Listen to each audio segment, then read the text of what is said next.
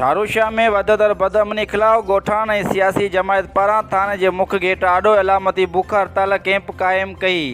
बदअमनी बंदि करण जा नारा। ठारूशाह में वधंदड़ बदअमनी ख़िलाफ़ पाकिस्तान पब्लिक राइट्स पार्टी ॻोठाणनि पारां बुख हड़ताल कैंप थाणे जे गेट अॻियां क़ाइमु कई ऐं बदअमनी ख़तमु करण जा ज़ोरदार नारा हंया। उन में अॻवाननि ऐं ॿियनि मीडिया सां बुख हड़ताल कैंप ते मीडिया सां ॻाल्हाईंदे चयो त शहर जे आस पास में बदअमनी वधी रही आहे, जंहिं सबबि शहरी गैर महफ़ूज़ बणिजी विया आहिनि। हिननि चयो त 4 ॾींहं अॻु नौशहरा फ़िरोज़ में लिंक रोड ते चौपाई माल जा वापारियुनि खां हथियारबंद 15 लख रुपया फूड़ करे फ़रार थी विया। असां उहे फ़ौरू गिरफ़्तार करे पुलिस हवाले कया, पर पुलिस उन्हनि मथां हिल मिल ताईं को बि केस दाख़िल नाहे कयो।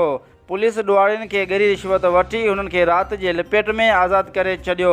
उन्हनि चयो त जेसीं ताईं फूर जा जवाबदार गिरफ़्तार न थींदा तेसीं ताईं एहतजाज जारी रहंदो।